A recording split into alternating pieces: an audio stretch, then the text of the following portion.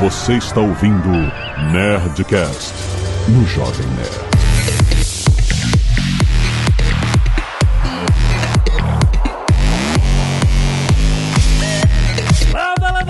Nerds! Aqui é Alexandre Ottoni, Jovem Nerd, e os cientistas estão colocando carvão na fornalha. Aqui é o André Souza e eu sei o que você fez no verão passado, logo eu sei o que você vai fazer no próximo verão. Aqui é o Caio Gomes, e se você quer entender um pouco melhor dessas coisas loucas que eu e o André vamos falar, dê uma olhada lá no meu canal do YouTube, o Fisiculturista. Olha aí, fisiculturista, vale pela piada você chegar. O Fisiculturista. Porque o Caio é físico de formação. Nossa, a gente tá explicando a piada no nível... Já que a piada é ruim, tem que explicar. No nível inacreditável. Aqui é o Azaghal e tem amigos no Booking.com, não dá desconto na diária. Não foi por falta de tentativa. Gostaria de poder ajudar mais. Muito bem, nerds! Olha só, estamos aqui com esses dois incríveis cientistas que fazem parte aqui do nosso corpo de ciências do Nerdcast para falar justamente sobre uma coisa interessante. Cientistas que trabalham na área de tecnologia. É, porque a gente, né, essas grandes empresas de tecnologia, tipo Booking, Facebook, Google, Twitter, a gente normalmente enxerga que contrata programadores, basicamente, né? Mas temos aqui dois exemplos que não é só isso, né? E a gente quer entender como é o trabalho desse pessoal nessas empresas. Como é que vocês chegaram lá? O que vocês fizeram de maneira? Como é que é ser cientista fora da universidade? É a mesma coisa, só muda no final do mês. Canelada.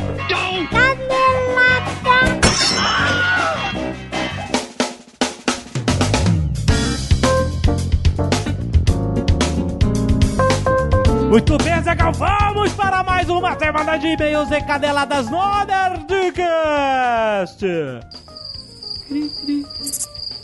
Vamos. Muito bem, Azaghal, hoje vamos falar de HostGator, olha aí! HostGator comemorando 10 anos no Brasil, rapaz, lembrando que sua ideia merece um site, Azaghal. Rapaz, olha só, a HostGator tem tudo que você precisa para ficar online: domínio, hospedagem de sites, e-mail profissional, criador de sites, suporte 24/7 e mais, rapaz. Suporte 24/7 é bom, cara, é uma coisa inacreditável. Hoje em dia, porque quando dá problema, nunca é... Não é... Acabou a hora de até... Cara, nunca é de tarde no sossego. Não, jamais. É sempre na madrugada. Olha só. E tem mais. Desconto exclusivo de até 50% em diversos produtos pra quem tá ouvindo o Nerdcast aqui no link hostgator.com.br/desconto. Presta atenção. O que é? Quais são os produtos? Hospedagem de sites. Eles têm o melhor custo-benefício. E além do mais, o primeiro ano de domínio é grátis, Azaghal. Também tem o criador de sites pra quem quer criar um site e não sabe como. Seu tio não sabe criar site. Aí ele pede pra você, que tá ouvindo, que entende de informática, você sabe. Você já passou por isso. Você olha, por favor, me ajuda a criar um site pro seu tio. Tá? Você, meu Deus, eu não tenho tempo pra isso. Recomenda o HostGator pra ele, cara. Porque o criador de site é uma plataforma super simples de usar, você não precisa saber nada de programação. É um sistema simples de arrasta e solta, cara. Você vai arrastando o módulo pra isso, o módulo pra cá, pronto, tá pronto o seu site. Ideal pra quem tá iniciando a sua presença digital, que nem o seu tio. E além do mais, pra quem quiser só registrar um domínio, HostGator tem as principais extensões .com, .com.br, .net, .org, tudo por apenas R$26,99. Então aproveita, você que é desenvolvedor web, você que é empresário, blogueiro, visita o site da HostGator e encontra a melhor opção. Tira o seu sonho do papel. Não se esqueça do desconto exclusivo de até 50% em vários produtos em hostgator.com.br/desconto. Vai lá, rapaz, tira o sonho do papel e coloque na internet. Sua ideia merece um site. E se você não quiser ouvir os recados e e-mails do último Nerdcast, você pode pular diretamente para 18 minutos e eu não passo no scanner de retina. E olha só, Azaghal, em setembro tá chegando um aniversário Nerd Store, rapaz. Vamos fazer 11 anos de Nerd Store. E por isso, você sabe que a campanha de aniversário Nerd Store é o seguinte: Black Friday fora de época. Porque a Nerd Store faz ofertas com peso de Black Friday no aniversário, rapaz. Então você não vai querer perder. A campanha se chama 11 anos e um segredo, Azaghal. Por quê? Esse marketing. Porque você sabe, a gente vai ter promoções espetaculares com nível de Black Friday agora no início de setembro. Certo. Mas tem um segredo. Tem um segredo, um lançamento que vai explodir a cabeça. Eita. Eita, é isso mesmo. Você E acha... não é a parada da semana que vem. Não. Eita. Você acha que você sabe o que é, mas não sabe. Não sabe o que é. Então se prepara, vai se preparar. E, ó, é só pra você se preparando psicologicamente. Tem um link aí no post pra você já se cadastrar, pra você não perder um segundo, porque, sério, são ofertas estilo Black Friday. É pesado, rapaz. Então se prepara, porque vem aí 11 anos de NES. 11 anos e um segredo. Só na NET, só na maior loja NET do Brasil. Se prepara pra setembro. Azaghal, quero agradecer aos nerds que toda semana vem aqui, doam sangue, mandam suas fotos para nerdcast@jovemnerd.com.br e salvam vidas doando sangue. Olha só, a Beatriz Silveira, o Rafael Yudi, a Faetec de Quintino, muito obrigado, Matheus Porezelli, Beatriz Porezelli, Daiane Rocha, Rodrigo Guerra, Fábio da Cunha, Nélio Matos, Daniel de Abreu, Eric Santos, Deise Pereira, Júlio Melo, Jonatas Balaza, Luiz Carlos Milati e Veridiane Barbosa. Cara, de coração, muito obrigado por doar sangue. Estimule os seus parentes, os seus amigos para doar sangue. Você ganha um dia de... Se você é CLT, você ganha um dia de trabalho. Você ganha uma folga. E um lanchinho. E um lanchinho.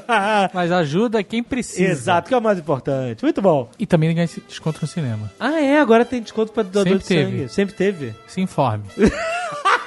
Talvez as pessoas não saibam, olha aí. Scalpo Solidário tem uma cabelada essa semana. Bruno Sofrosini, Enzo Venturin, Enzo Porto, Pedro Alcântara da Silva, Cristiele Almeida, Tatiane Ferreira e Olavo Klaus. Muito bom, muito obrigado. E olha só, Azaghal, arte dos fãs com várias artes do Nerdcast de RPG Call of Cthulhu. Olha só, tem o Jimmy O'Flanagan pelo Hugo Junqueira, irado. Foda. Temos as visões do Faraday por Jonas Franco dos Santos. Muito bom. E Giacomo de Monte por Luiz Ribeiro. Lembrando que você pode ver as artes dos fãs aí no seu aplicativo do Jovem Nerd. Baixa agora para iOS e para Android. Você escuta o Nerdcast mais cedo, rapaz. Tamires Voshida, 27 anos, empreendedora na área de moda, São Paulo, capital. Olha aí. Olá, nerds. Este não é meu primeiro e-mail. O Nerdcast da nova temporada de Westworld. Durante a discussão sobre imortalidade e transferência de consciência, senti falta do exemplo de Altered Carbon, que é praticamente sobre isso. É verdade. Senti falta de uma boa série, Altered Carbon. Eu não consegui, cara. Eu não consegui. Você não conseguiu terminar? Eu não consegui. Pô, cara. É muita canastrice. Então. Não dá, não deu. Mas não é deu pro Nerdcast. Não. Não deu, desculpa. Mas ela tem conceitos bons, isso aqui é canastrice. Vai ser mais um Nerdcast sem Azaghal. Fala aí. Gente, se vocês, por acaso, ainda quiserem ver Altered Carbon, talvez venha um spoiler. Então, se você não quiser tomar spoiler de Altered Carbon, pule para 18 minutos e eu não passo no scanner de retina. A premissa da série é a longevidade baseada na transferência da consciência para um corpo novo. Sim. Uma capa mais jovem, mais bonita, mais forte, etc. Então, se a pessoa morre, mas tem um cartucho com sua consciência preservado, ela pode voltar à vida em outro corpo. Sim. Em um dos episódios, o protagonista faz uma cópia de si mesmo, ainda vivo, e há uma discussão sobre quem é o original ou verdadeiro. Bem no estilo do exemplo dado pelo Sr. K. Vale mencionar que não assisti Westworld. Fiquei com preguiça e acabei acompanhando somente pelos Nerdcasts. Pô, aí você viu Altered Carbon. O objetivo principal deste e-mail é, na verdade, sugerir um Nerdcast sobre Altered Carbon. Olha aí. Que adorei e acho que abre espaço para várias discussões interessantes. Eu acho que vale. Parabéns pelo conteúdo. Tem uma canastrice lá. Você acha que é válido? Então, bota aí no Twitter. É válido, né? De Altered Carbon. Amanda Franco, 25 anos, economista, São Paulo, SP. Fala, Jovem Nerd Azaghal. Ou Mal e Léo, os usurpadores mais queridos do Brasil. Olha só, pode isso. É muita folga. Esse não é meu primeiro e-mail. Sobre as armas em Westworld, olha aí. Vamos lá. O Bernardo explica, sim, logo no primeiro episódio da segunda temporada, o que aconteceu e por que elas agora atiram nos seres humanos. Ele diz para Charlotte que, abre aspas, o Ford deve ter alterado o sistema. Porra, mas isso não é explicação. E que ele deve ter alterado o código para que as armas reconheçam todo mundo como hosts. Já que as armas matam hosts, agora elas podem matar qualquer um. Sim, mas isso não explica como é que é o mecanismo de que a bala, que é um pedaço de chumbo, não vai te matar, entendeu? A gente ficou lá questionando isso. Numa entrevista, os criadores da série também explicaram como elas funcionam. Quando apontadas para um host, elas atiram uma bala normal. Já quando apontadas para um humano, o tiro sai mais lento, causa só um hematoma. Como isso é possível? Não, eu posso... A gente pode fingir que isso é possível. Azaghal, baseado não é digital, é mecânico. Não, o mas negócio. você pode fingir que isso é possível. Ah. Que a arma é super tecnológica, que ela tem um sensor e que ela regula a intensidade do tiro. Okay. Mas isso tinha que ter sido dito na série. E não depois, porque nem todo mundo assiste a entrevista. Exato, sim, exatamente. Bom, eles acharam que ninguém se importaria, mas eu me importo. Abraço pra vocês, um beijo para a Portuguesa, que tem o melhor IGTV ever. Olha, se você não está no IGTV, vale a pena por uma coisa: Portuguesa. Ele botou uns links aí da entrevista. Muito bom. Mário II, 36 anos, engenheiro de computação, Natal, Rio Grande do Norte. Olá, Jovem Nerd Azaghal e sobressalente. Não tem sobressalente aqui hoje não, rapaz. Esse não é meu primeiro e-mail. Gostaria de tecer alguns comentários sobre o episódio 633 sobre Westworld. Spoilers de Westworld segunda temporada, você já sabe, pulando diretamente para 18 minutos e eu não passo no scanner de retina. Uma das questões filosóficas expostas nesse episódio e em alguns outros é que falam que sobre o cérebro e consciência é a consistência do eu. Se é feita uma cópia do meu cérebro com todas as lembranças, essa cópia sou eu? Esse dilema é abordado na ficção científica de várias formas diferentes, mas que se resume a uma questão básica: a consciência individual do ser. Este dilema nos faz perguntar: 1. A cópia física do Delos é o Delos? Ou 2. A cópia virtual do Ford é o Ford? 3. O Bernard, que diferente do Delos e Ford, foi copiado a partir das percepções do Ford e Dolores sobre o Arnold. É o Arnold! A cópia do Bernard, feito por Dolores, que escapou do parque, mais uma vez baseada na sua percepção de quem era o Arnold / Bernard. É o Arnold / Bernard. Caralho. 5. Essa é muito boa, a gente já discutiu antes. Quando alguém é teleportado em Star Trek, o indivíduo que chega do outro lado é o mesmo que estava no ponto de origem ou apenas uma cópia? Isso é assustador, cara, que quando você se teletransporta, teoricamente você morre e aí as suas moléculas são rearranjadas do outro lado, não é mais você, é um outro você que é uma cópia de você que não é você mais, que você já morreu no teleporte. Que bizarro, hein? E por fim, 6. Quando uma inteligência artificial atinge consciência, ela é apenas uma máquina que imita a gente ou um indivíduo como você e eu, ou seja, com consciência. Você mesmo disse. Se ela atingiu a consciência, tá aí a resposta. Então, mas será que... Ele tá levantando a questão de... Será que essa consciência é só uma simulação de uma consciência? Ou é uma consciência de verdade? O que é uma consciência de verdade? Ah, caraca! Aí ele bota aqui. Eu entendo que consciência ou alma é a pessoa que fica atrás dos meus olhos comandando meu corpo. Pois é, mas pode ser inteligência artificial, rapaz. Olha aí. A resposta é... Não faz diferença. Pelo menos não para todo o resto do universo. O indivíduo que acorda após todo o processo de cópia tem todas as memórias do original, então, para ele é o original. Até que prove o contrário. Basta lembrar daquele filme mais ou menos com o Arnold Schwarzenegger, O Sexto Dia, onde ele tem o corpo, as memórias clonadas, e sua cópia chega em casa achando que é o original. Se o clone do Delos tivesse sido bem sucedido, ele chegaria como sempre, tocaria os negócios como sempre, teria os mesmos sentimentos e percepções com a família, trabalho, amigos, e estes teriam os mesmos para com ele. Se você insistir que não é a mesma pessoa, aí eu pergunto, o que faz você ser a mesma pessoa que era 20 anos atrás? Então, eu entendo o que ele tá falando, mas a minha questão é,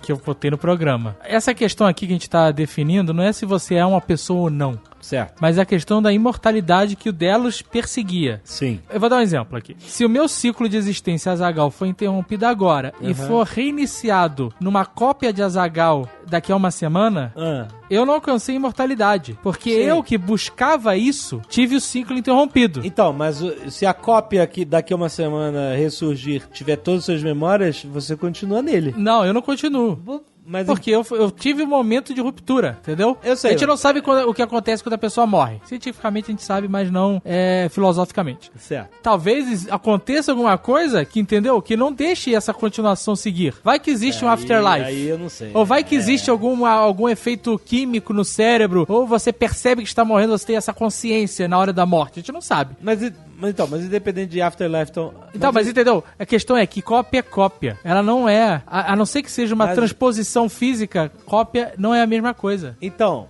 mas aí... Pelo menos não no ser humano, a meu entender.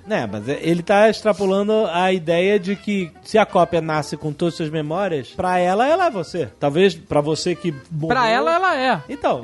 Mas é isso que eu tô falando. É que ele tá desafiando, tipo assim, quem é a gente pra dizer que essa cópia não é você, sacou? Porque filosoficamente... Não, mas exato, mas o que eu tô propondo aqui é, pro cara que era o agente de busca por imortalidade, pra ele atinge, pra ele a cópia é cópia. Sim, exatamente. Mas pra cópia, ele consegue...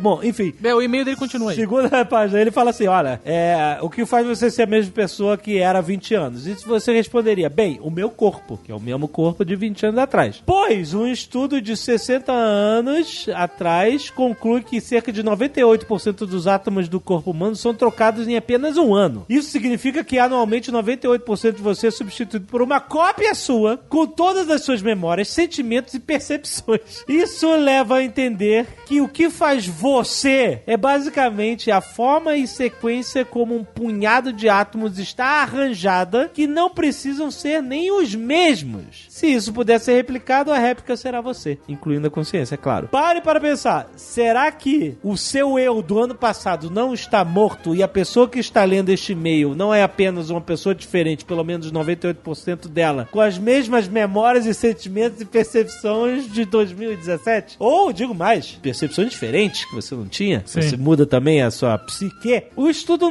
não deixa claro se esses 2% de átomos restantes são eventualmente substituídos ao longo da vida. Ou sua alma.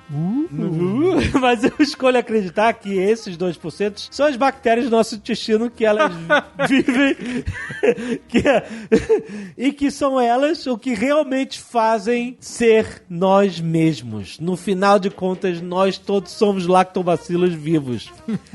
O Neil deGrasse Tyson já falou, se você quiser dizer se a Terra foi feita para algum ser vivo, você pode ter certeza que foi feita para as bactérias, porque elas vivem muito mais que a gente, vivem em muito mais números e nós somos apenas receptáculos para elas viverem, cara. Bom, eu sei que o e-mail ficou longo demais, mas eu queria apenas compartilhar essas ideias que venho maturando por anos e consumo ficção científica e cultura pop, além de acrescentar mais um pouco de paranoia à vida do Azaghal. Parabéns pelo trabalho, blá, Eu blá. não tô paranoico. Eu tô de boa com isso. Eu só tenho essa questão que ninguém sabe responder 100%. Você pode responder 98%.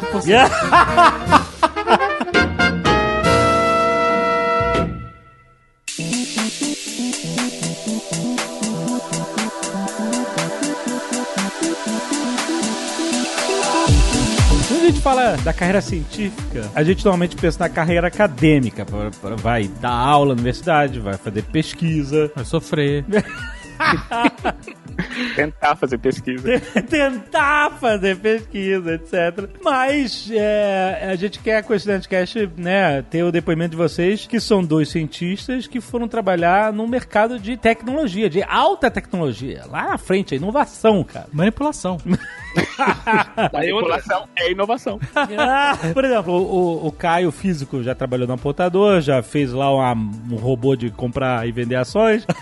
Mas isso não era profissionalmente, olha. Não, isso era hobby. Profissionalmente, eu trabalhava num fundo de investimentos. E trabalha no Booking.com, o André já trabalhou na Samsung, já trabalhou no Google, trabalha no Facebook hoje. Enfim, só empresas de alta tecnologia e... Alta performance. Alta performance. É isso aí, high stakes. Mas aí que a gente quer entender. Porque nessas... A gente já falou isso na intro, né? Mas nessas empresas, normalmente a gente enxerga programadores, né? Trabalhando. E eles não são programadores. Podem até saber programar, mas são cientistas. As aptidões deles são outras. E é isso que a gente quer conversar aqui um pouco, entender. Mas uma coisa que eu acho importante falar desde cara que é o seguinte, essas empresas de tecnologia, elas, assim, quem run the show são os engenheiros de software. Assim, a grande maioria, e é o pessoal que, vamos dizer assim, que se você for pensar, por exemplo, assim, topo de salário, cargos altos, as coisas, a maioria sai dessa área de engenharia de software. Mas como essas empresas têm crescido muito, a gama de áreas dentro da empresa que cientistas podem atuar tem crescido muito mais. Mas é engraçado que eu ia falar até uma coisa, acho que um pouco diferente do que você falou, que a gente pensa normalmente que tem muito programador, mas tem tantas outras coisas que acontecem numa empresa como essa. Tem especialistas em UX, arquitetura de informação, tem especialistas em copyright mesmo, né? Então escrever as melhores mensagens, então tem tradutores, tem a galera que faz muitas coisas que a gente normalmente nem imagina, né,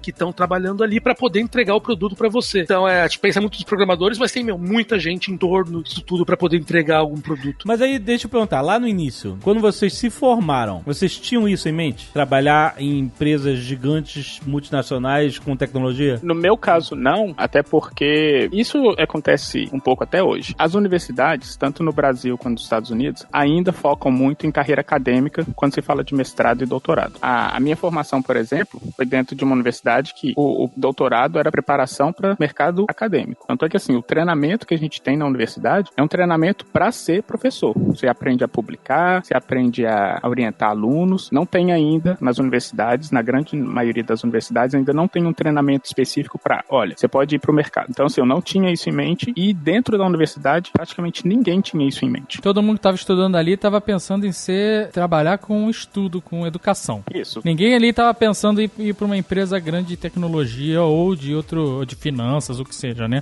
Não, tanto é que, por exemplo, uma das aulas que eu lembro que eu tive no meu doutorado era como dar uma job talk, que é uma coisa muito comum para ser contratado por outras universidades. Então, assim, eles te ensinavam a preparar o seu currículo e a fazer esse job talk para ser professor universitário. Não tinha uma preparação do tipo, olha, vamos te ajudar a preparar o seu currículo para se aplicar para o Google. Ou vamos tentar te ensinar como que você vai aplicar o seu conhecimento aqui no Facebook. Um parênteses, essa sua formação foi nos Estados Unidos? Nos Estados Unidos. Todo mundo sabe, tem que ouvir o Nerdcast sobre a vida dele. Sim, se você não ouviu, tem um link aí no post. Nerdcast sobre todo o início da carreira do André, que é fascinante, é muito bom. Inclusive é melhor que o Globo Repórter.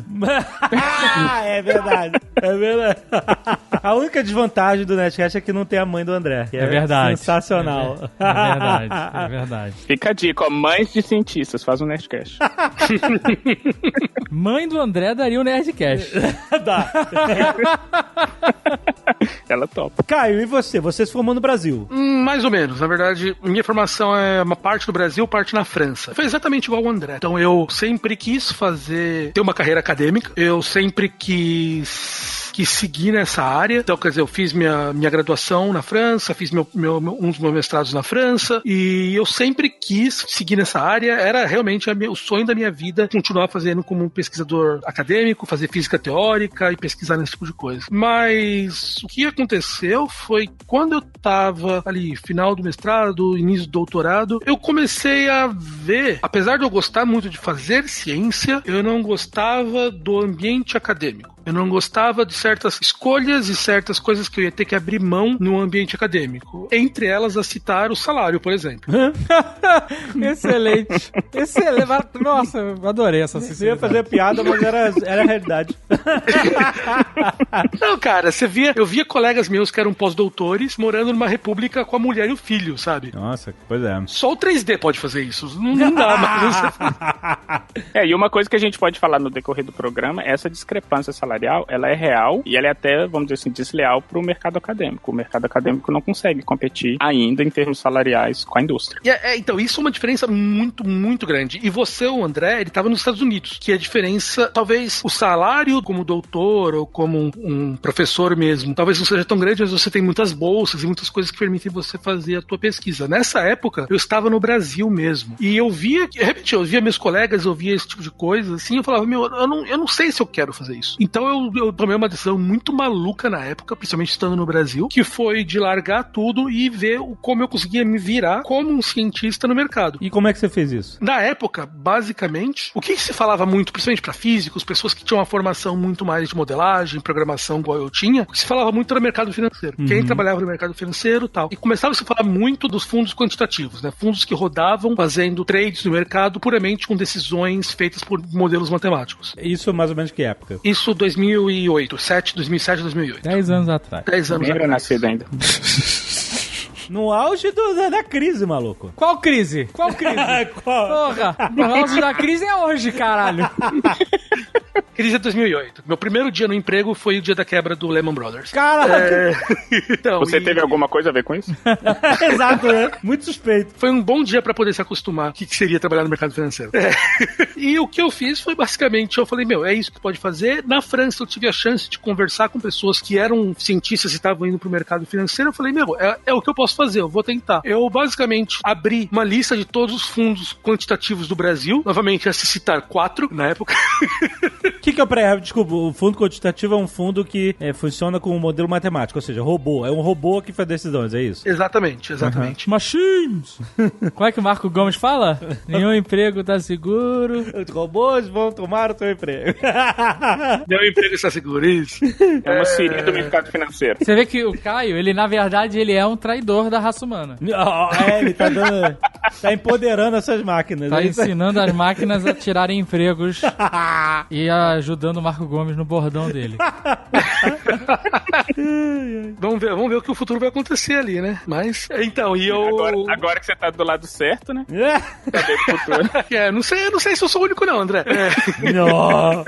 Então, basicamente, eu peguei a lista de todos esses fundos, mandei meu currículo e me chamaram pra entrevistas e cheguei, basicamente foi a conversa junto com os caras. Eu falei, eu não sei nada de mercado financeiro, mas eu sei programar, eu sei fazer modelos, eu sei aprender rápido. O que eu posso fazer com vocês? É isso que eu queria perguntar. Quando você mandou esses currículos, a sua formação acadêmica estava em que pé?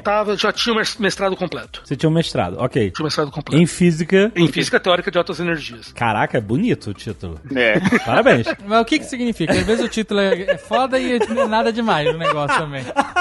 Caraca. Eu fazia pesquisa em relatividade geral, teoria de campo, teoria quântica de campos, teoria de cordas, esse tipo de coisa Ok, tá bom. que eu trabalhava. É suficiente. Mas legal. Ok, você convenceu. Tá contratado. Tá convencido?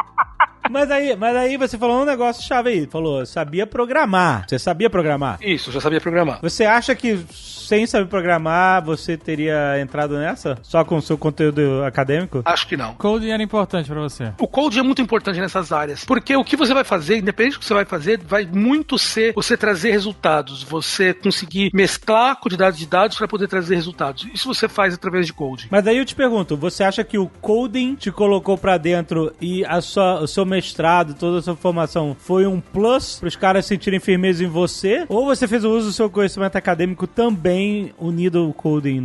Ambos. Eu utilizei meu conhecimento acadêmico, então, quer dizer, ler papers, você entender o que está acontecendo e você conseguir transformar aquele papers em modelos.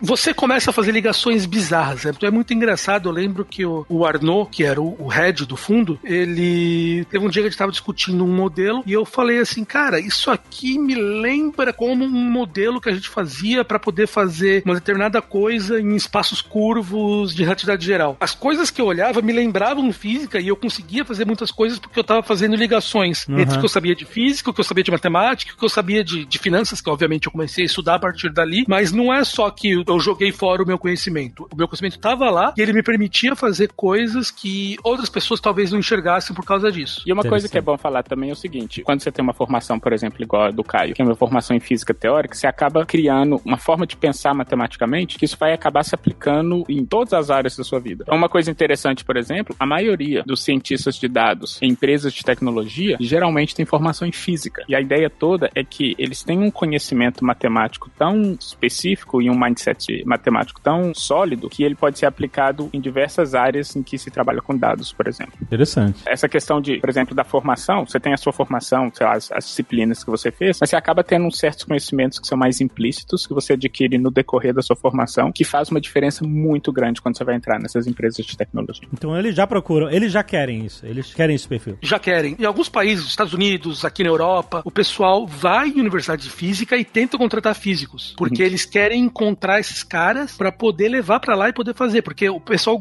a formação, basicamente o que o André falou, a nossa formação de poder modelar o universo, poder fazer as coisas de quântica, cria um ferramental matemático na nossa cabeça que permite transicionar para outras áreas. E a mesma coisa com a engenharia, a mesma coisa com a matemática. Todas essas áreas, as indústrias querem muito. A grande vantagem da física é que eu acho que física é um bicho tão folgado que a gente se enfia em todos os lugares, entendeu? Então o físico vai mexer na matemática, a física vai na biologia, vai na psicologia. Então isso, a formação do físico acaba sendo um pouco multidisciplinar por natureza. Mas as outras áreas também têm vantagens específicas. Economistas, psicólogos. Um dos caras do meu time atual, por exemplo, é psicólogo. E ele trabalha desenvolvendo, programando, fazendo tudo isso aí. Então todas essas áreas científicas acabam sendo utilizadas em todos os lados. Mas é engraçado, você falou um negócio interessante. Programando, um psicólogo. Mais uma vez, coding sendo uma ferramenta imprescindível que essas pessoas têm em comum, né? O mindset computacional, ele é essencial nessas empresas de tecnologia. De novo, se você não tiver esse mindset já de cara, não quer dizer que você não vai conseguir entrar numa empresa dessa. Mas você vai perceber que quando você vai entrar, como as coisas, todas as decisões ou os processos, eles são muito baseados em dados e baseados em processos automatizados, você acaba tendo que ter esse mindset computacional de alguma forma. Às vezes você não sabe programar, às vezes você não sabe uma linguagem específica, mas você tem uma noção... A lógica, exatamente, de como funciona. Welcome, Dave. André, você, apesar de a gente ter um Nerdcast inteiro sobre toda a sua trajetória, quando você se formou, você também não estava pensando nisso, você não estava pensando no mercado. E você mudou o seu mindset muitas vezes durante toda a sua, né, todo o seu estudo, toda a sua trajetória. Boa parte, provavelmente, por causa do uso de drogas recreativas. Drogas falsas. Que de graça, cara. De graça não, o cara falou que foi fumar chá do Himalaia com um australiano louco. Mas era pesquisa. Era pra saber os efeitos. Puta merda. Mas foi aí... lá que eu pensei, falei assim, vou trabalhar no Google. Viu? Não falei que foi isso que mudou, né? O mindset? Como é que foi justamente essa mesma experiência que o Caio teve? Como é que você descobriu o mercado e que ele se aplicava a você e que você se aplicava ao mercado? Pois é, no meu caso foi muito porque o tipo de pesquisa que eu estava fazendo na academia na época era uma pesquisa voltada para a área de tecnologia, porque na época, antes de entrar para o Google, a minha pesquisa era de entender a relação entre cognição e tecnologia. Como que o uso de tecnologia modifica a nossa cognição e como que a forma como a gente pensa sobre as coisas influencia como a gente usa a tecnologia. Você está participando de uma pesquisa com esse tema? Eu estava coordenando uma pesquisa com esse tema. Mas era uma pesquisa de universidade? Universidade, pesquisa acadêmica. E como que a pesquisa universitária funciona? Você precisa de dinheiro para você poder fazer, né, comprar os materiais e fazer a pesquisa. E uma coisa que é muito comum aqui nos Estados Unidos, as empresas de tecnologia, elas financiam certas pesquisas. Certo. Então, eu fui no site do Google, o Google tem lá um Google Research, e eles têm que a gente chama de grants, uns financiamentos de pesquisa para acadêmicos que fazem pesquisa em certas áreas. Consegui uma dessas grants. Eu submeti um projeto e consegui uma dessas grants. Então, assim, o meu fascínio de querer trabalhar no Google, ele começou por causa dessa relação de financiamento que o Google teve de uma pesquisa minha, e quando eu fui apresentar o resultado do trabalho lá, o pessoal falou, olha, ficou muito legal isso, que tal você vir fazer isso aqui? Então você estava na universidade, aí você ofereceu uma pesquisa, esse programa de financiamento, por exemplo, do Google, nesse caso. Na verdade, não é o que eu ofereci a pesquisa. Eu fui lá e falei assim, olha, eu tô fazendo essa pesquisa, vocês querem bancar? E pra eles era interessante na época, porque era uma coisa ligada ao que eles estavam fazendo na época. Certo, então interessava os resultados pra eles, é isso? Isso. Então eles bancaram a pesquisa, e no final da pesquisa você apresentou eles, e eles falaram, porra, vai trabalhar aqui, é isso? A pesquisa foi legal, e eles falaram assim, olha, isso é o tipo de coisa que a gente desenvolve aqui. Porque isso também é uma coisa que agora, como eu já tô dentro desse mercado da indústria, eu tô percebendo agora, tem muito conhecimento que a gente tem que produzir internamente por causa de fatores de segredo industrial. Então, às vezes, a gente precisa de certos resultados científicos, mas a gente não pode ir na academia e falar assim, olha, faz essa pesquisa pra gente, porque a gente tá interessado em desenvolver uma máquina que atende o telefone. A gente não pode fazer isso. Então, a gente tem que pegar essa pessoa e falar assim, olha, vem trabalhar com a gente. Quando a pessoa entra, fala assim, olha, na verdade, a gente tá desenvolvendo uma máquina que conversa com as pessoas. E a sua pesquisa é muito relevante nisso, bora fazer essa pesquisa aqui. Mas peraí. É assim, eu imagino que o Google, sendo um gigante, um colosso da indústria de tecnologia, ele tem o que é chamado, né, em inglês de R&D, né? que é o Research and Development, né? Esse aqui que é basicamente o setor de pesquisa, né? Empresas grandes têm setor de pesquisa que, se fizerem descobertas que dão toda a diferença competitiva, elas podem ser donas do mundo. Basicamente isso. A câmera digital nasceu num setor de pesquisa dentro da Kodak, só que a Kodak cagou baldes pra câmera digital na década de 70 e o resto é... Jogaram no lixo. E o resto é história, exatamente. Mas aí eu te pergunto, se o Google, que é uma gigante, tem um setor de pesquisa provavelmente muito grande também, qual é o interesse deles em catar pesquisa de fora, sabe? Tendo em vista que o Google tem 1000 segredos industriais e são importantes serem mantidos dentro da empresa. Eu acho que a resposta tem dois lados. Uma é o seguinte, esse setor de R&D, ele tem que ter cientistas, e esse talento tem que vir de algum lugar. Uhum. Então essa é uma forma de adquirir esse tipo de talento. É tipo um teste pra te recrutar, é isso?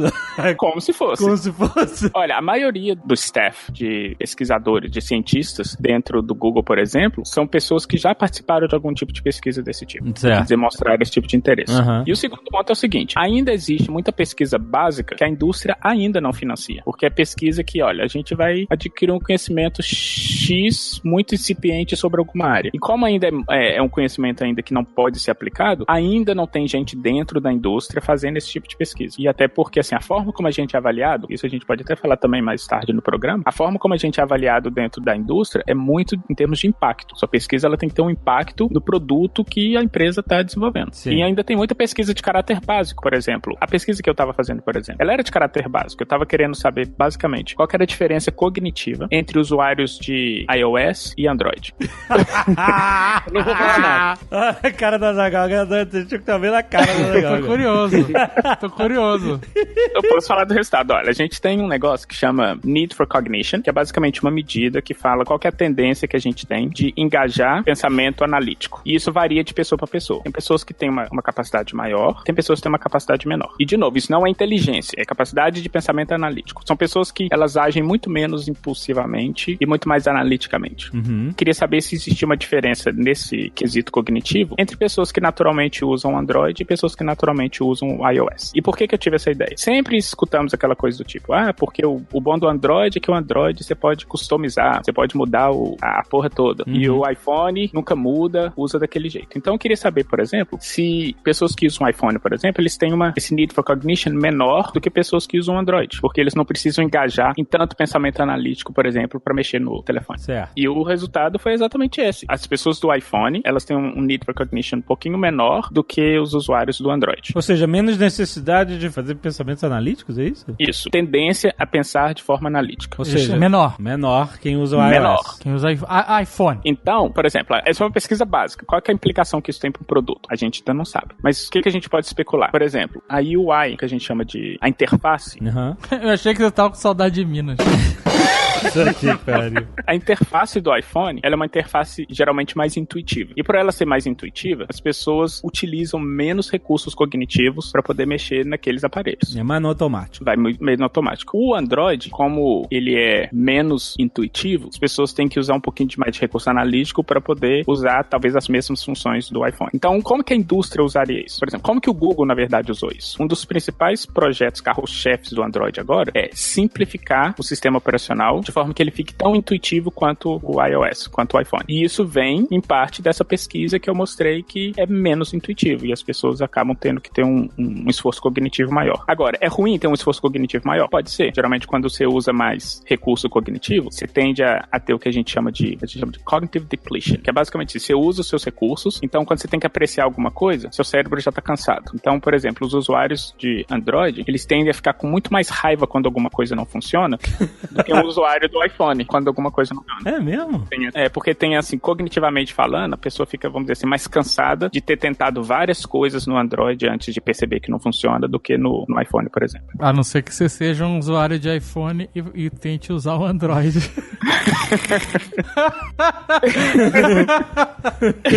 E aí eles utilizaram esse resultado para ter um impacto no produto. Mas isso é um resultado básico que provavelmente o Google não financiaria isso. Mas eles pegaram isso que foi financiado fora do Google. Então serviu como uma pesquisa de base pra eles, né? Que eles podem Pesquisa usar de até base. em outra pesquisa. É bastante comum você pegar assim, puta, você tem uma empresa, você tem interesse numa área, mas não é um interesse profundo o suficiente para que eu crie um time, um departamento para trabalhar naquilo, mas é um interesse... Vou pagar um cara aqui, ele faz. É um time, né? Muitas vezes você nem paga, muitas vezes você só fornece dados e você tem um acordo de publicação com aquele pesquisador. Então, é isso que eu queria perguntar. Quando você faz uma pesquisa acadêmica e você publica, ele passa a ser um documento público, né? Que a comunidade científica tem acesso, pode ler, estudar e usar em outras pesquisas. É assim que funciona? Isso, é assim que funciona. Só que, normalmente, quando você faz esse tipo de coisa, você publica, por exemplo, a coisa mais geral e aquilo que for, tipo, a consequência que sai daquilo, isso normalmente não é publicado, porque ou você vai fazer internamente, ou você vai fazer um acordo de NDA com o pesquisador. Então, normalmente, você vai ter uma parte que vai ser publicada, que todo mundo vai ficar sabendo, mas realmente aquela parte mais essencial, mais fundamental para a empresa, aquilo não vai ser publicado. E também isso vai em relação aos dados que você utiliza. Então, muitas vezes você, empresa, fornece dados para o pesquisador utilizar, mas você vai fornecer parte dos dados, eles não vão ser, muitas vezes eles vão ser um pouco anonimizados para que o pesquisador não consiga descobrir coisas em relação da empresa. Então, existe um certo acordo ali, onde um vai estar ajudando o outro, porque a empresa vai estar tendo algo que ela não botaria recursos para poder pesquisar de maneira natural, e o pesquisador vai ter acesso a dados que ele não teria de outra maneira. Então, Sim. é meio que ajudando o outro um pouquinho. Isso, mas você quer dizer o seguinte, porque se o Google tá pagando uma pesquisa externa, ele se interessa pelo resultado e, tipo assim, eu ia perguntar, né, qual é a vantagem, se o resultado vai ser público, qual seria a vantagem dele? Você tá querendo dizer que você pode pegar certos tipos de parâmetros e resultados da pesquisa e, isso aqui é só pra você, isso aqui eu publico, é isso? Mas eu acho que tem uma pequena diferença que é o seguinte. Antes disso, eu acho que o Caio falou de um negócio chamado NDA, talvez seja importante explicar o que é isso. Quando você entra pra uma empresa, todo tipo de trabalho que você faz dentro dessa empresa, você não pode divulgar isso fora da empresa. NDA é o Non-Disclosure Agreement. Né? Ou seja, é o... Já assinei tanto NDA que acho que nem podia estar gravando mais Netcast. Eles não podem falar mais de nada, mano. Basicamente é um contrato de confidencialidade sobre um assunto específico, exatamente. Eu já assinei NDA para poder visitar outras empresas. Isso rola. Isso, quando você vai visitar, por exemplo, se você já visitou o Google ou se você já visitou o Facebook, alguma empresa de tecnologia, provavelmente você assinou um NDA na entrada. E a questão toda da publicação, ela funciona o seguinte, o acordo que a gente tem, geralmente a patente, se sair alguma patente, os dados, tudo geralmente pertence à empresa. Então, assim, o financiamento que a empresa faz, dela bancar daquela pesquisa, ela é detentora dos dados e, geralmente, se tiver alguma patente, ela é detentora daquela patente também. O que a gente pode publicar, então? A gente pode publicar esse resultado básico científico, a tomada científica da coisa, mas a tomada de produto e de impacto no mercado, isso geralmente pertence à empresa e geralmente não é publicado. O processo de publicação dentro de uma universidade, dentro de uma empresa, eles são completamente diferentes. Quando eu estava na universidade, o processo de publicação era o seguinte, eu sentava sozinho no meu gabinete, ia lá, escrevia o que eu tinha que escrever, entregava, já mandava o paper direto pro periódico que eu queria publicar. Lá ele era avaliado por pares, outros pesquisadores liam, davam parecer e era publicado ou não. Na indústria, antes dele sair da indústria, ele tem que passar por um crivo legal de advogados. Todos os advogados têm que ler e falar assim, olha, não tem nada aqui que a empresa possa ser processada. E depois tem que passar por um crivo de PR, que é Public Relations. Eles têm que ler e falar assim, olha, não tem nada aqui que algum jornalista vai pegar e vai fazer alguma coisa errada. Só depois disso tudo é que ele vai para ser avaliado por pares. Entendi. E tem também o privacy. Ele passa por um crivo de privacy, que aí o pessoal que lê fala, olha, esses dados aqui que você tá falando, isso aqui é confidencial, tem que tirar. Isso aqui que você tá falando é confidencial, tem que tirar. E só depois disso tudo que ele sai para ser revisado por pares. Entendi. Então, pelo que eu me lembro agora de toda a quebra do paradigma de que o cigarro não fazia mal, né? Que mudou toda a indústria tabagista. É aquele filme, que é um filme excelente com o Russell Crowe, ele ganhou um Oscar por esse filme. Chama The Insider, um informante. Que é sobre o cara que publicamente que denunciou o fato de que as empresas de tabagista, a empresa que ele trabalhava especificamente, sabia que cigarro basicamente dava câncer e não falava pra ninguém. Não é que dava câncer, era que dava dependência química, né? E pelo que eu entendi agora, isso deve ter surgido numa pesquisa dentro da empresa, né? Financiada pela empresa, e eles viram o resultado e falaram assim, caralho, não vamos falar pra ninguém. Deixa quieto.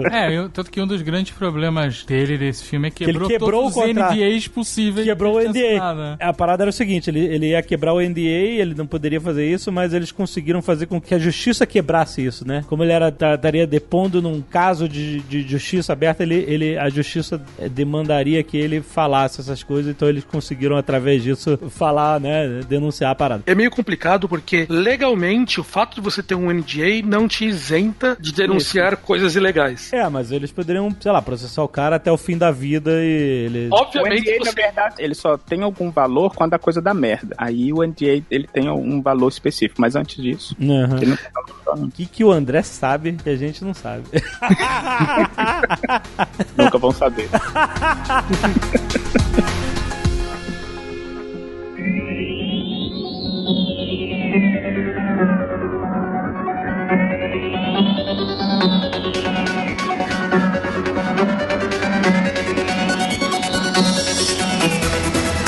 André, o que você pode falar? Que a gente já apagou os negócios que a gente não pode falar. Que vocês nunca vão ouvir. O que você pode falar que não tá no NDA das suas pesquisas, que é uma parada maneira pra quem tá de fora, né? Quem é cientista tá de fora e tem interesse, entender como é que é, basicamente, trabalhar, né? Na indústria de tecnologia. Basicamente, assim, tudo com relação ao Android, que é o Android que vai ser lançado esse ano, eu posso falar porque ele já tá em beta e a maioria das coisas que tá nesse beta foram projetos que eu trabalhei neles. Mas, assim, basicamente, a forma como funciona, por exemplo, o desenvolvimento de um celular, a gente tem várias ideias, pessoas têm várias ideias do que implementar num celular, e essas ideias vão pro time de pesquisa, e o time de pesquisa, vê a viabilidade disso acontecer, e 2, testa com usuários de verdade pra saber se aquilo é uma coisa que é viável ou não. Mas peraí, você tava trabalhando na área relacionada ao Pixel. Isso. Que é o smartphone do Google, é isso? Android como um todo, a plataforma Android, e algumas das pesquisas que eu fiz estão sendo aplicadas diretamente no Pixel, porque é o flagship do Google, e é o aparelho que recebe todo o update do Android primeiro. Então, se o Android mais atualizado é o Android que está no Pixel. Então, por exemplo, a câmera do Pixel. No primeiro modelo da câmera, quando você tinha que trocar entre tirar uma foto e fazer um vídeo, o que tinha antes, você tinha 2 bolinhas só e você tinha que passar o dedo da esquerda para a direita para trocar de câmera para vídeo. Então, uma das coisas que a gente encontrou na pesquisa foi o seguinte: isso não é intuitivo, porque assim, uma pessoa que nunca pegou um celular na vida, ela pega um negócio daquele, olha para a câmera e fala assim: o que eu faço agora se eu quiser fazer um vídeo? Não é tão intuitivo. Então, o estudo que eu fiz foi o seguinte: a gente tinha 3 protótipos, 3 soluções diferentes pra isso. Peguei pessoas, levei pro laboratório, coloquei um eye tracker nelas. Então, basicamente, a gente tinha um óculos. Assim, você, só pra deixar claro, você contratou ou convocou essas pessoas, né? Porque do jeito que você falou, parece que você parou uma van do Google, jogou essas pessoas dentro, levou pra sede e botou um eye tracker. Exato. 2 coisas que agora vai ser tipo mind blow. O Google, de fato, tem uma van de pesquisa. É bastante... Assim, de fato, é uma van que tem todos os equipamentos dentro com o símbolo do Google. Caraca, que maneiro. Então você realmente pode ser capturado pelo Google pra fazer uma pesquisa. Provavelmente. Você tá me dizendo. Isso que o André falou, é o que a gente chama de street test. Então você vai pra rua, e pra quem já foi pra Amsterdã, por exemplo, a sede do Booking fica ali no centro de Amsterdã, que é uma praça gigante. E tem um Starbucks embaixo. Direto a gente vai pra lá com equipamento e tal, e começa a parar as pessoas no meio da rua e começa a fazer testes com elas ali, na rua mesmo ali. Peraí. Que tipo de teste o Booking faz com as pessoas na praça do Starbucks? Você quer entender melhor a usabilidade do app, como é que as pessoas estão entendendo uma funcionalidade nova que você está desenvolvendo, utilização nova uma opção nova para as pessoas usarem no site, você quer entender como as pessoas entendem aquilo. Mas aí você desce na rua, você fala, assina esse NDA aqui e mexe no meu celular, é isso? Muitas vezes, dependendo do que for, a gente não precisa fazer NDA. Normalmente, esses que a gente faz na rua são testes mais simples. Mas quando a gente quer testar uma coisa mais complexa, a gente tem lá na nossa sede um laboratório de teste, igual esse que o André falou, com eye trackers e tudo, e a gente pega o pessoal e leva eles pro laboratório para poder fazer os testes. Olha aí. Eye tracker é o negócio, a gente já explicou, né? Que é o negócio que segue o seu olho para onde você tá olhando na tela, né? Não é alguém dizendo que gosta de Star Trek. E o nosso, o que a gente tinha no Google, ele é móvel. Então, assim, é um óculos que a gente não poderia usar até na rua se a gente quisesse. Então, basicamente, a forma como esse óculos funciona, ele tem uns sensores infravermelhos que ele joga um raio infravermelho no seu olho. Maravilhoso! Olha só! Esse raio reflete na sua pupila, tem uma câmera que pega esse reflexo. E aí ele sabe pra onde você tá olhando, é isso? E ele sabe exatamente pra onde você tá olhando. Tu já usou esse óculos na rua, André? Já, eu tenho uma foto, eu posso mandar pra vocês. Não, mas eu quero ver o resultado, eu não quero ver você usando óculos. Eu quero saber onde teus olhos foram parar. Eu tenho um vídeo, mas o vídeo eu tava olhando por um tablet, então não conta. O que tinha no tablet, André? Que conveniente. E assim, o olho humano, ele mexe de uma forma muito rápida, que a gente não percebe. E assim, é inconsciente mesmo. E essa máquina, ela pega esse movimento. Então, por exemplo, se você olhar pra alguma coisa assim por meio milissegundos, essa maquininha vai pegar e vai saber que você olhou pra aquele negócio ali. Aquela olhadinha marota. Isso. Aquela olhada que você nem mexe a cabeça. Nem mexe a cabeça. E quem tá olhando pra você não percebe nem você mexer no seu olho. Exato, exatamente. Aquela olhada de gente comprometida. Olha só, Esse é o nome que vocês podiam dar pra essa olhada, hein? Eu fiz esse estudo, a propósito. Qual? Eu sei que você fez. Eu sei que você era a cobaia, inclusive. Não. Eu colocava um rapaz, ou com a namorada, ou sozinho, assistindo um vídeo. E nesse vídeo, passava uma mulher com um shortinho curto e com decote. Eu queria saber se a probabilidade do cara olhar pra essa mulher era maior ou menor se ele tivesse com a namorada do lado dele. E o resultado foi que todo mundo olhou, com a namorada ou sem, mas quem estava com a namorada geralmente falava que não olhou. Mas a maquininha, ela pegava que ele tinha olhado. Olha aí. Era basicamente a ideia. Todo mundo olha. As mulheres também? Não, eu fiz só com os homens. Tinha que ter botado o teste nas mulheres também. Não fiz na época. Mas por que? Qual era o propósito? Você teve esse resultado, mas ele tinha alguma aplicação? Tinha, porque eu tava fazendo pesquisa sobre psicologia evolutiva e eu queria saber se mesmo pessoas comprometidas tinham essa tendência evolutiva a olhar e ter atenção chamada por parceiros que mostrassem uma robustez genética. Outra forma de falar se ele olhava ou não pra mulher gostosa. Caraca. E o resultado foi que todo mundo olha. Todo mundo olha. Mas aí volta pra pesquisa do Android. O que eu fiz no Google? Aí eu queria saber desses 3 protótipos, qual que era o protótipo que as pessoas percebiam como trocar de câmera pra vídeo, e 2, qual que era o protótipo que produzia a menor quantidade de erros quando a pessoa queria tirar uma foto ou fazer um vídeo. E eu fiz essa pesquisa usando um eye tracker, desses 3 protótipos. E esse eye tracker, ele me mostrou exatamente, por exemplo, qual é a área, que é a melhor área pra colocar um ícone de troca de câmera pra vídeo, aonde que a pessoa geralmente fixa o olhar. Então, por exemplo, uma coisa interessante, ninguém olha pra... Sabe quando você tira a foto e a foto ela vai pro cantinho assim pra sua galeria? Ninguém olha pra aquilo. Então, por exemplo, se você colocar um ícone que é muito pequenininho, sei lá, que nem dá pra ver a foto direito, não tem problema. Ninguém não, eu olho. Como assim ninguém?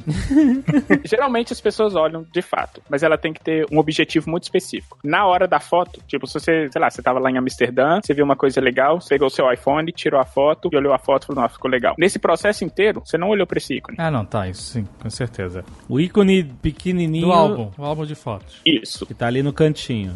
Outra coisa interessante, o iPhone, ele tem uma função que chama Live Photos. Quando você tira uma foto, na verdade ele grava poucos segundos antes de você apertar o botãozinho de tirar foto e poucos segundos depois. É, eu uso isso direto. Pois é, o Android não tinha, a gente queria implementar, só que uma coisa interessante é o seguinte, tem um problema de privacy grande aí. Que ele tá sempre filmando. Tá sempre filmando. Filmando e apagando até o momento que você registra. Exatamente. Isso daria uma boa história de uma testemunha de assassinato. Não, mas ele só começa a filmar quando você entra na câmera. Não, ele entra na câmera e ele tá filmando. Peraí, não. Olha aí. O quê? Léo, volta alguns segundos no ato falho do André, que falou...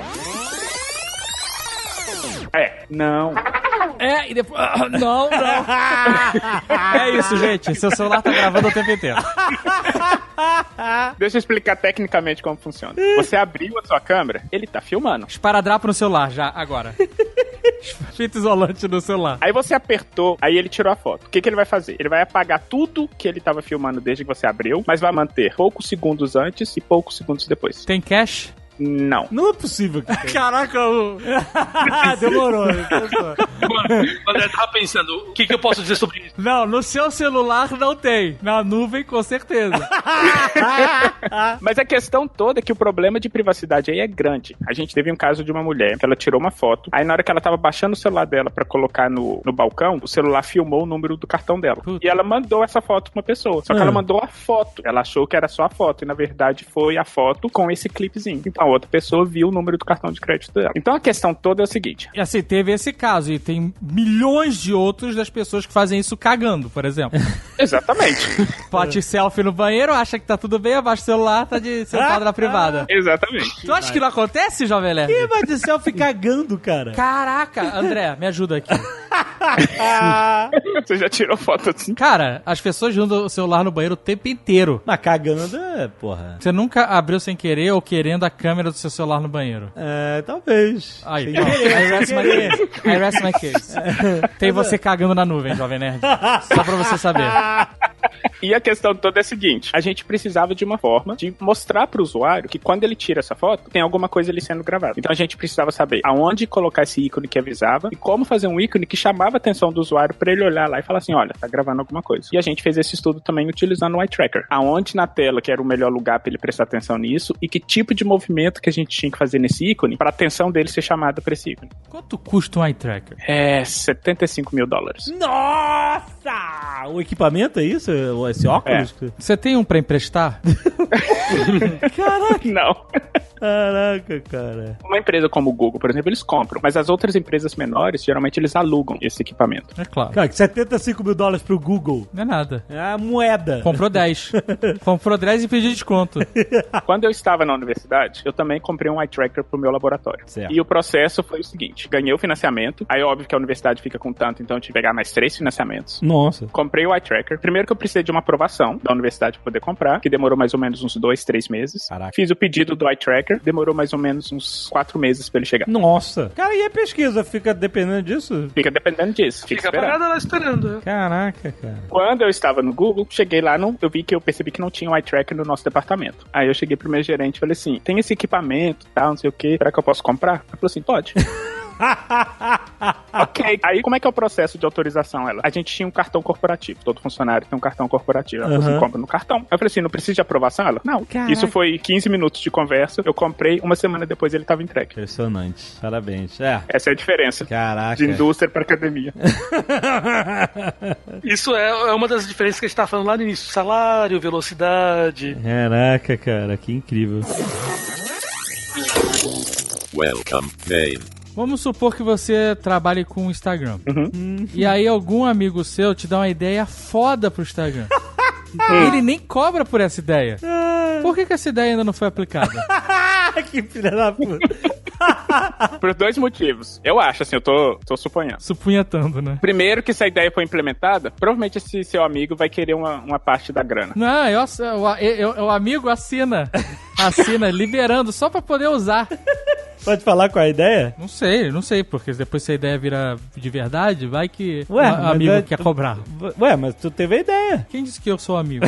O amigo teve O amigo teve a ideia. Qual é o segundo motivo? E o segundo motivo é que, geralmente, assim, todas as funções novas, elas são planejadas no começo do half. Todo planejamento é feito 2 vezes por ano. Então, no começo do ano faz um planejamento até o meio do ano e no meio do ano faz um planejamento até o final do ano. Uhum. O que não entra nesse planejamento, geralmente não entra na produtização. Não vira produto. Uhum. Porque, assim, tem que virar produto primeiro pra depois ir pra produção. E não vira produto. Por exemplo, uma coisa que eu acho fascinante, tá cheio de imagem agora aí na internet sobre imagens que vazaram do iPhone, do Pixel. Já vazou a imagem do iPhone? Do iPhone, do Pixel, cheio de imagem vazada. Aí as pessoas entendem assim, nossa, as empresas estão fodidas. Que nada. O Pixel, por exemplo, o Pixel 3, ele já estava fechado na forma como ele seria antes de eu sair em fevereiro. Ele já estava assim, fechado o que ia ter nele, quais as funções e tudo. Então assim, tudo o que vazou provavelmente não vai mudar e não vai influenciar em nada. O iPhone provavelmente é a mesma coisa. Cadê a foto vazada do iPhone? Manda aí. Eu vi do iPhone e do Pixel 3. Dá pra instalar iOS no Pixel? Não. Então você tá me dizendo que a ideia maravilhosa de ter perspectiva nos textos das fotos do Instagram só ano que vem. Se rolar. Só ano que vem. Agora, pode ser que, dependendo do cargo do seu amigo, pode ser que ele já tenha dado essa ideia. Pode ser que já esteja no processo de entrar no planejamento do próximo ano. Olha aí, olha aí. Somente suposições. Vou avisar pra ele. Textos na perspectiva, é isso. Pra você poder colocar numa parede, uma foto numa parede, perspectiva, essas coisas, né? É uma ótima ideia. A pessoa que deu essa ideia é genial. Inclusive, essa mesma pessoa falou pra avisar que ler comentários de stories é um saco. Você tem que clicar, voltar, clicar, é isso, né? Puta que pariu, Jesus Cristo. Tomara que seu amigo esteja ouvindo do Nerdcast e esteja escutando isso e anotando tudo. E se você quiser ler os comentários de um story específico, você tem que ir num bolo de comentários e ficar pescando um a um, indo e voltando. Isso, nos comentários das pessoas que tu não Sei lá, o story tem 6 comentários, aí você tem que ler 300 pra achar aqueles 6. Nossa. Só isso que eu tô dizendo aqui, botando isso na mesa. Ele comentou comigo, eu não sei. Pra mim tá tudo certo, tudo bom.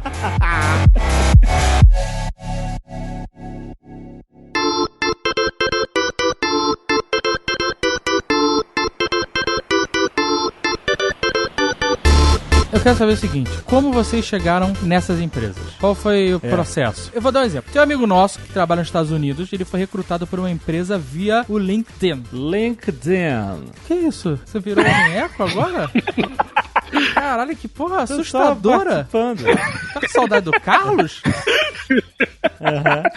Ele não estava procurando ativamente esse emprego, mas essa empresa entrou em contato com ele via o LinkedIn, viu lá o currículo dele, gostou, falou com ele, fez os processos de entrevista, seleção e pronto, ele entrou na empresa. Com vocês, como foi? Não, porque eu sei de um traidor que também foi assim. Guilherme Camilo. É. Deixou a gente na chuva. Mas foi via LinkedIn. Como foi o caso de vocês? Vocês estavam de bobeira e de repente falou, olha aqui, vem ganhar em euro e fazer teste no Starbucks? Ou vocês estavam dando like em fake news e de repente apareceu a janela e falou assim, venha trabalhar conosco. O meu caso foi bem parecido com o seu amigo traidor. Eu tava um dia trabalhando e de repente eu recebo um e-mail falando, oi, a gente achou o teu perfil no LinkedIn, você parece uma pessoa interessante pra poder conversar, tá a fim de bater um papo e tal. Daí eu falei, pô... Você parece uma pessoa... Peraí, você parece uma pessoa interessante pra conversar? Caralho, eu nunca recebi, eu gravo essa merda. 12 anos, eu faço... A minha vida é conversar. Uma vez por semana eu converso. Ninguém mandou um e-mail pra mim falando, venha morar em Amsterdã, ganhar em euro, porque você é uma pessoa interessante pra conversar, caralho. As vantagens de trabalhar com tecnologia. Mas podcast é o quê? Droga. É humanas. É humanas? Então a gente vai ter que começar a cheirar um o rabo do outro aqui. Ai, caralho. Senti um rancor. Mas foi a mesma coisa que aconteceu com o Gui. Basicamente, eu recebi um e-mail dos recruiters da empresa. Eles falaram que eles estavam procurando alguém com o meu perfil. E isso eu estava aberto para poder começar a fazer umas entrevistas e tal. Foi isso que aconteceu. Então foi quando você começa a trabalhar numa empresa dessas, assim, principalmente nessas áreas que a gente tem falado, né? O André falou muito de pesquisa de UX, pesquisa de usabilidade. Eu trabalho muito mais com a área de Data Science e é uma área que está muito ativa no momento. Então, assim, as empresas estão procurando e elas estão olhando realmente quem que tem um perfil desses, que tem uma experiência, e os caras atiram mesmo, assim. Eu recebo empresa, recruiter querendo conversar comigo, assim, várias vezes por dia, atualmente. É que agora você colocou no LinkedIn Booking.com. Já ajuda mais, né? Ajuda. E eu diria que não só ajuda, mas agora também que eu tô de dentro, assim, eu tô trabalhando assim direto com alguns recrutadores. O LinkedIn, primeiro, que ele é uma ferramenta essencial para recrutamento, e 2, uma das coisas que a gente olha é a empresa passada mesmo. Então, por exemplo, tem uma pessoa que trabalha no Facebook e agora tá no Google. Provavelmente a Amazon tá de olho nesse cara. E por que isso acontece? Porque a gente sabe que, por exemplo, o processo de contratação do Facebook, do Google, é um processo, vamos dizer assim, eles filtram bem quem entra. Então, se uma pessoa conseguiu entrar nessas duas empresas, a probabilidade de que você pode save time contratando uma pessoa boa, sem muito esforço, por exemplo, é olhando exatamente esse past history. Gosto do André, que ele é tão... o inglês dele é tão natural no meio do, né? Os momentos de speak English dele são ótimos. Maravilhoso, eu acho. Sorry. Então a gente que trabalha há 10 anos na mesma empresa tomou no cu. Nossa, é isso. Se a gente quiser um emprego de verdade e deixar de ser blogueiro, a gente pode dizer que trabalha pro YouTube, não pode? Nós somos youtubers? Não. Não diga isso. A gente pode botar o Nerdcast no Google Podcast e dizer que trabalha no Google? É possível? Ele já tá lá, inclusive. Claro que ele tá lá. Mas aí você recebeu um e-mail via o LinkedIn e aí você tava trabalhando no Brasil, né? Isso, tava trabalhando no Brasil. Na época eu já tava começando a pensar em ir pra fora. Eu tava começando a ver algumas oportunidades de ir pra fora, começando a conversar com empresas e recebi esse e-mail falando. Daí foi um processo muito rápido. Ali, do momento que eu recebi esse e-mail, 3 semanas seguintes eu estava aqui em Amsterdã e eu recebi a proposta. Então foi um processo muito rápido, assim, do momento de eu receber esse e-mail até eu estar aqui. Caraca. Então, assim, quando os caras estão interessados, vai muito rápido mesmo, assim. Aham. E é uma área que, como eu falei, tem muita gente interessada, porque é muito difícil você encontrar pessoas que fazem pesquisa e que conseguem também ter uma noção de business e programação e tal. Então, as pessoas que estão no mercado, elas são muito recrutadas. Então, se pegar eu, sou um cara que estava no Brasil, trabalhava numa empresa que é conhecida no Brasil, mas não é conhecida fora, e o pessoal veio atrás de mim. E um cara um outro colega meu, que entrou na mesma posição que eu aqui na Booking, ele era o gerente da área de experimentação da Netflix. E nós entramos juntos. Mas ele entrou com um salário, provavelmente, bem maior, de Netflix, né? Não foi tão diferente, pra falar a verdade, mas é interessante, porque é uma área que tem tão pouca gente que, no final das contas, os caras estão buscando mesmo ao redor do mundo. Então, quando mesmo se você tem um treinamento e tal, e tem muitos casos de mesmo ouvintes aqui do Nerdcast, que atualmente estão trabalhando aqui na Booking, que são pessoas que estavam no Brasil e foram recrutadas no Brasil, mesmo sem estar em empresas que são extremamente conhecidas. Isso acontece mesmo. Óbvio que se você é o André Souza, a coisa é diferente, porque o cara já tem um nome, foi professor, trabalhou no Google e tal, então... Apareceu no Globo Repórter, apareceu no Nerdcast. Exato. Então, no caso de um cara como esse, os caras nem vão pro LinkedIn, eles ligam pra ele direto no telefone dele, né? Então é um caso diferente, mas mesmo... No protótipo que ele leva no bolso e vaza a foto na internet. Exatamente. Quando eu fui fazer entrevista na Samsung, a recrutadora, ela viu meu nome, ela falou assim, gente, esse é o André do Nerdcast? Olha só! É uma mentira. Quero aumentar o salário. É uma mentira dele. Ai, meu Deus. O Jovem Nerd acreditou. É mentira? Pô, que sacanagem. Isso acontece. Mas calma, não é mentira, não. Bota e meia. Não é mentira? É verdade? É verdade. Olha aí, pô. Olha aí. Falando. Aconteceu isso no Facebook? Não, porra. O Marquito não chegou, é o André Souza do Nerdcast.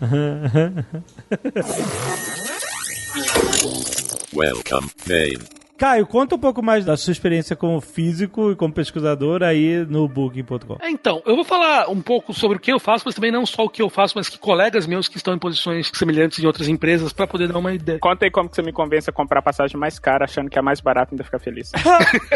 Mas o que eu... O cara ficou nervoso. Deu engasgada. É. E eu quero saber também, por que vocês ficam esfregando a cara da gente, que é o último quarto, que tem 10 pessoas olhando aquele quarto. Isso é... Ou então o pior de tudo, quando ele mostra assim, esse é o melhor hotel da cidade, e é avaliado em 9.7, mas você perdeu, seu otário. Exato. Seja mais rápido da próxima vez. Eu já coloquei passagem pra ir pra Vanuatu, aí apareceu assim, são as últimas 4 passagens. Eu falei, mentira, quem que tá querendo ir pra lá na mesma época do ano que eu? Que é o Cesninha que tá indo pra lá. O André, ele trabalha muito nessa área de Mas pesquisa. conversou de um jeito... Eu chego lá. Vamos lá. Eu chego lá. É pra poder explicar a diferença do que eu faço e o que o André faz. O André trabalha muito com pesquisas de modelos de interação, modelos mentais para interação, coisas que utilizam muito essa coisa de eye tracker para poder entender como é que as pessoas interagem com determinado dispositivo, como é que o nosso cérebro interpreta determinadas coisas que estão acontecendo quando você utiliza um dispositivo, um programa, alguma coisa assim. Eu trabalho muito mais com a área de desenvolver maneiras de extrair informação de grandes quantidades de dados. Quer dizer, quando você está navegando na Amazon, por exemplo, e ela quer recomendar um livro parecido com o que você está olhando agora. Isso é feito pelo comportamento das pessoas que estão olhando naquele site. Você vai tentar extrair aquela informação e vai coletar um monte de dados e vai tomar uma decisão de qual que é o livro que é mais semelhante, que tem a maior probabilidade de você comprar baseado em um monte de coisa sobre você. Então eu trabalho muito mais fazendo esse tipo de coisa, então desenvolvendo modelos que vão tentar personalizar o seu uso do seu aplicativo para que você fique mais feliz, que você utilize mais, tudo. Então, por exemplo, coisas como no Instagram, qual que vai ser a ordem das fotos que eu vou mostrar quando você abre ele, ou quando você abre o Facebook, qual que vai ser a ordem dos posts que vão aparecer. Todo esse tipo de coisa você tenta fazer para poder ter um objetivo maior da pessoa utilizar. Ou no YouTube é o famoso algoritmo, todo mundo fala, né? Todo mundo fala, o algoritmo do YouTube e tal. É o tipo de coisa que eu faço, é desenvolver esse tipo de algoritmo de machine learning que tenta fazer que você fique muito mais feliz feliz utilizando aquele site, ou que você fique muito mais tempo usando ele e tal. Maneiro. Muitas dessas coisas misturam muito com essas coisas de psicologia, tal. Então, por exemplo, eu posso falar, por exemplo, do que você falou, o último site que tá aparecendo ali, porque você não tem mais aquilo. Isso, o que acontece é que muitas vezes, quando você só vê as coisas que estão disponíveis, você não tem uma noção de comparação do que é bom ou o que é ruim na cidade. Então, quando você adiciona uma informação extra, mesmo que aquilo não esteja disponível, aquilo ajuda você a interpretar melhor quais são as características dos hotéis daquela cidade, por exemplo, e você consegue entender, então, os hotéis que eu estou vendo, eles são comparáveis a esse, mesmo que aquele não esteja disponível. Então, você ajuda o usuário a ter um ponto de comparação do que é melhor ou não para a decisão dele. Uhum. Então, isso é uma questão psicológica. Então, caras como o André pesquisam esse tipo de coisa. Daí, quando a gente entende, isso vai ajudar a te fazer, o que os caras do meu lado vão fazer é o quê? Então, a partir de todas as informações de todos os hotéis que eu tenho, qual que é o hotel que eu tenho que colocar para poder ajudar o usuário a fazer uma decisão melhor, de maneira que ele faça uma compra, que ele book um hotel e fique satisfeito com a compra que ele está fazendo. Uhum. Então, é o tipo de coisa que a gente faz. A gente vai pegar modelos e tentar extrair, então, os usuários que têm esse comportamento. Pessoas que estão vindo de São Paulo, que olharam esses sites, que já bookaram esses hotéis anteriormente, que estão olhando esses hotéis. Bookaram, é foda. Reservaram.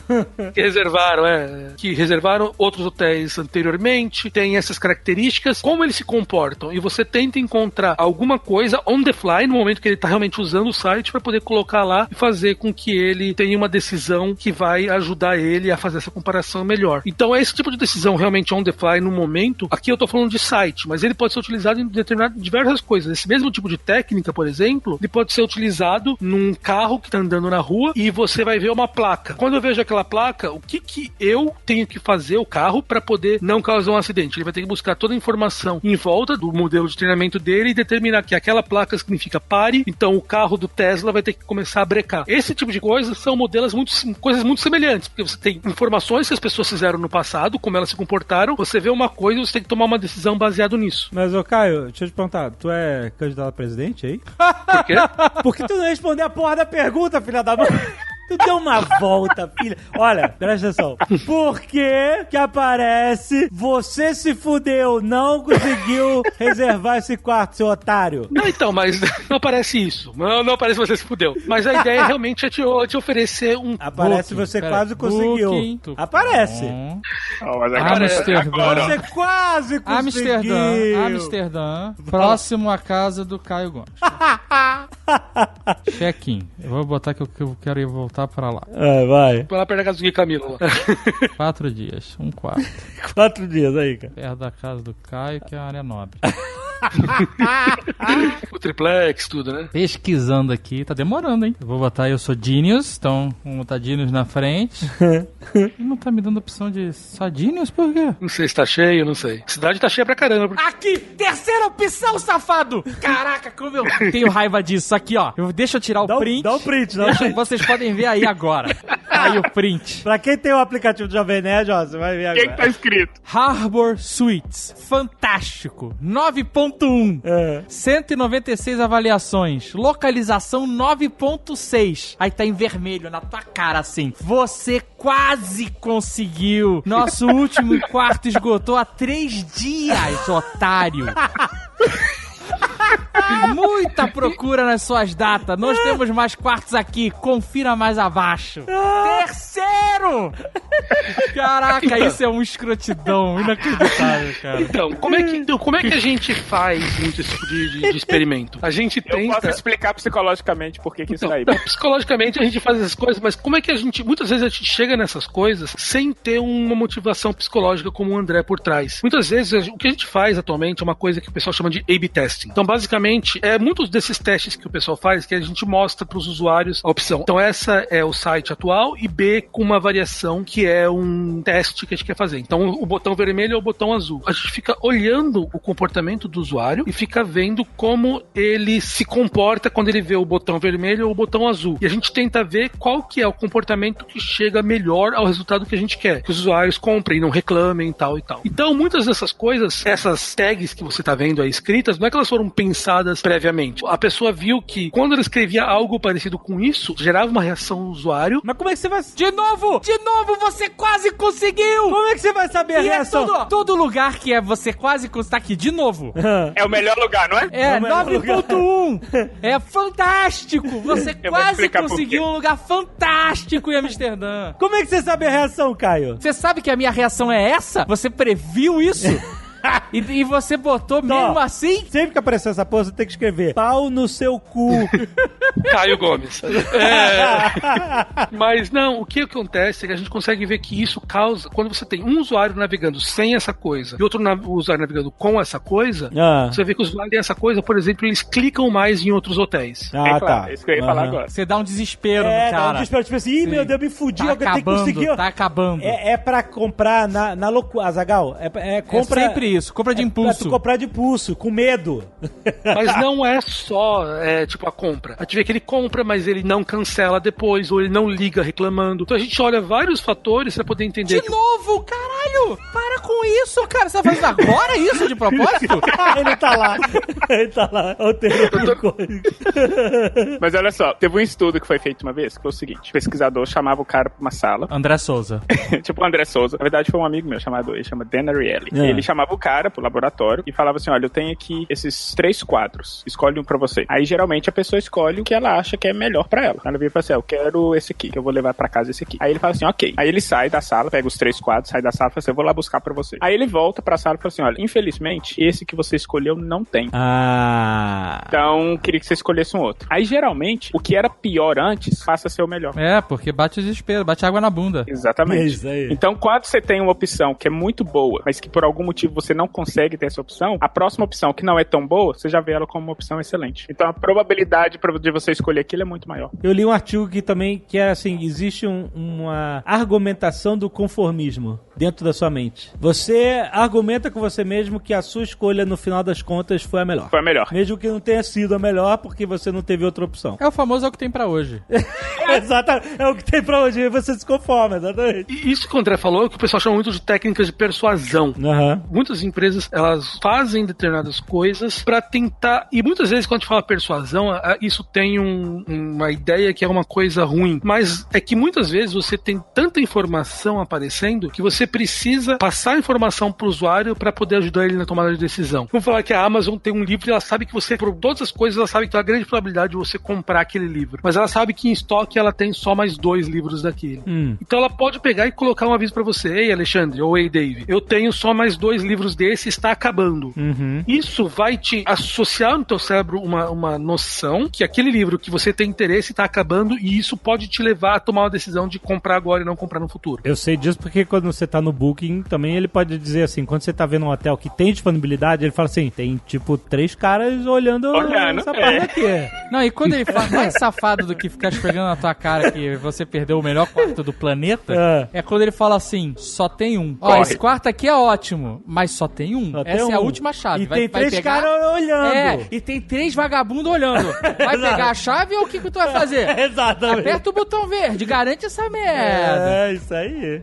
Amigo. Certamente isso gera mais ver. O interessante é que muitas dessas coisas, elas chegam simplesmente por você fazer a experimentação em cima do usuário. Então você chega e você coloca essa mensagem e você consegue ver que a maneira que o usuário se comporta através das métricas do site mudam. E você consegue entender que aquilo é melhor. Então, claro, você tem um resultado. Isso é em qualquer site. Não no YouTube, no Google, no Facebook, no LinkedIn, no Netflix. Todo mundo que tá utilizando o site, ele é um porquinho... um guinea pig, eu não sei mais falar essa porra em português. Porquinho da Índia, é isso aí. O interessante disso tudo é que tudo isso só acontece porque a gente conhece muito bem, a gente sabe muito do comportamento humano. E assim, é muito possível manipular resultados com base em conhecimento de como que a gente faz as coisas. Então, um exemplo clássico que eu gosto de dar também é o seguinte. Teve um estudo que eles fizeram, que eles queriam saber se as pessoas queriam ou não doar órgãos. Então, eles fizeram isso na Europa inteira. Então, eles começaram a perceber que em certos países, todo mundo queria doar órgãos. Chegou na Alemanha, e eu acho que na Suíça, a porcentagem de pessoas que queriam doar órgão era muito pequena. Muito, exatamente, assim, muito discrepante.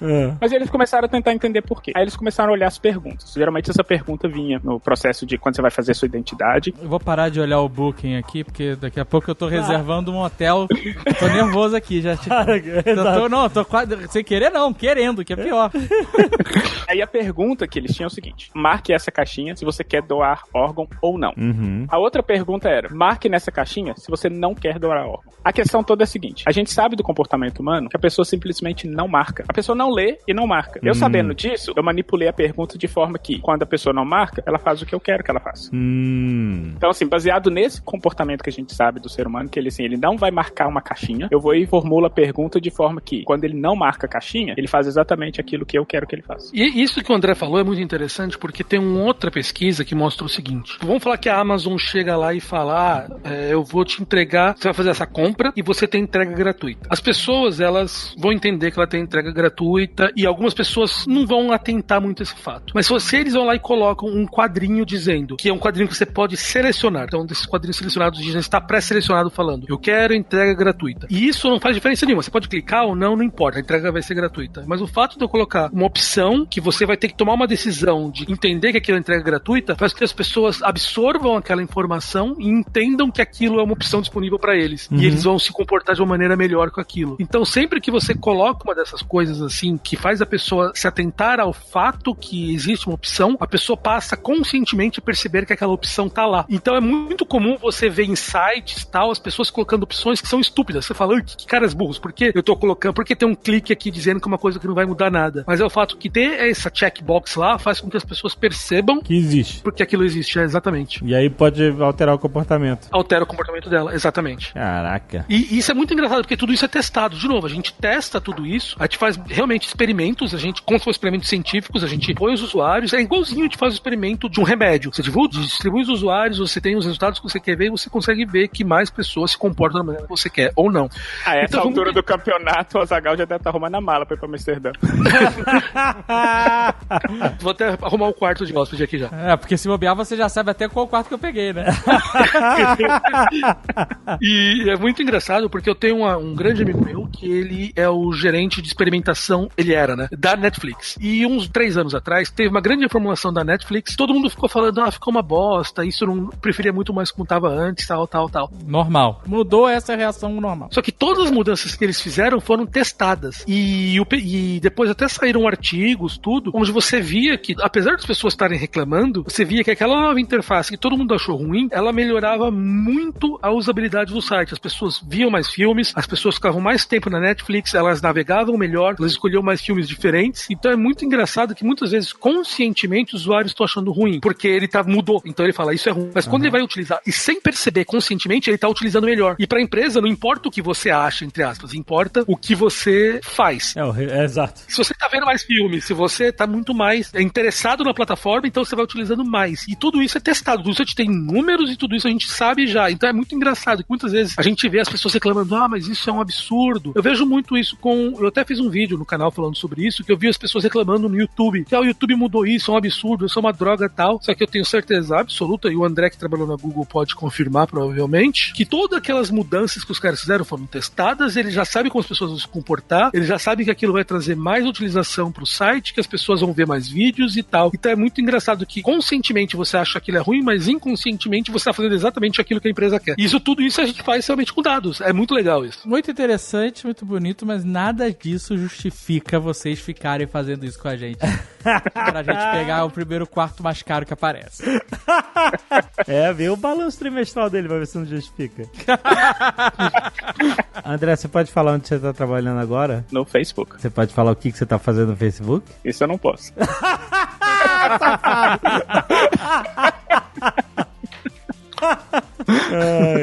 O Mark me liga agora se eu falar alguma coisa. Como é que ele te chama? De André ou de Andrezinho? Você já teve uma reunião com o Mark? Você conheceu o Mark? Sim, trabalho direto com ele. Olha isso!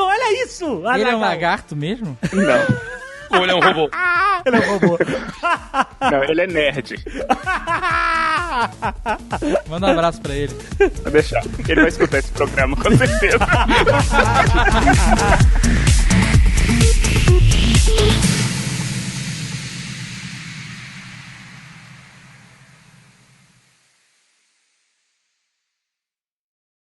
Este Nerdcast foi editado por Radiofobia, podcast e multimídia.